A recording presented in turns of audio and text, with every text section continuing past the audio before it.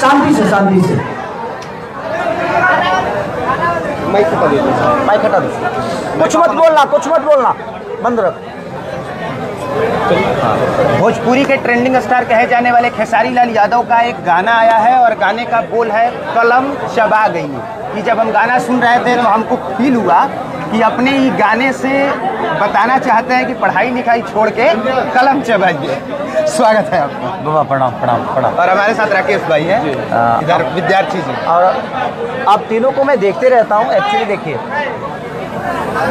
कहने का और बोलने का तरीका जो होता है, आप तीनों का शैली बहुत प्यारा है क्योंकि आप पढ़े लिखे हैं, शिक्षित हैं।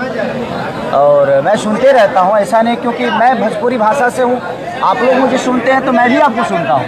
इसलिए कि मैं क्या गलत हूँ, कितना सही हूँ, ये मेरे लिए सुनना बड़ा ज़रूरी है।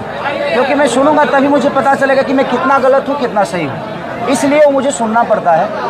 तो ये गाने का मकसद यही है कि एक मनोरंजन है, इसमें कोई समाज सेवा नहीं है। एक मनोरंजन है, लोगों को कितना प्यारा लगता है, लोगों को मैं कितना मनोरंजन के तौर पे इसको देखा हूँ।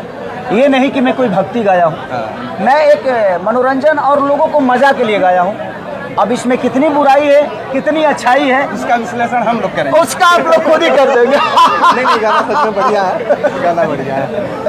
तो आजकल विवाद से बहुत दूर भागते हुए दिखाई दे रहा है। अभी मंच से भी आप बोल रहे थे कि आजकल विवाद से भाई हम दूर हैं, हमको मज़ा आ रहा है। मुझे लगता है कि मैं विवाद के लिए नहीं, अपने शब्दों के लिए नहीं, मेरे शब्द मनोरंजन के लिए बने हैं। तो मैं शब्दों को विवाद में नहीं लेके जाना चाहता। मैं चाहता हूँ कि मैं अपने जीवन को अब एक अलग दिशा में ले जाऊँ।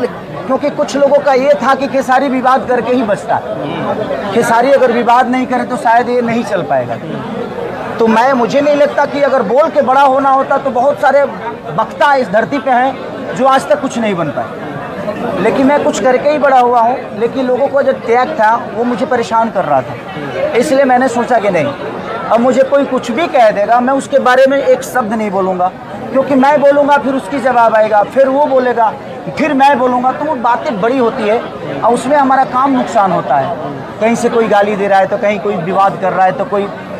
और सच पूछिए तो एक फैमिली मैन होने का भुगतान भी होता है। जिसके पास फैमिली नहीं है, जिसकी फैमिली को लोग नहीं जानते हैं, उसके लिए कुछ भी कर लेना मुझे लगता है कि बहुत ईजिली है। और बट एक बेटी का बाप होने के बाद चीज़ दिखा दिया जाए राकेश भाई, यहाँ पे जो है वो पोस्टर लगा हुआ है कलम चबा गई नहीं, और डिम्पल सिंह इसमें एक्ट्रेस है, हालांकि वो आई नहीं है। और इधर का जो नज़ारा है वो आप देखिए कि तकरीबन 1.5-2 घंटा से बैठ के आप यहाँ पे रील्स बना रहे हैं। 1.5-2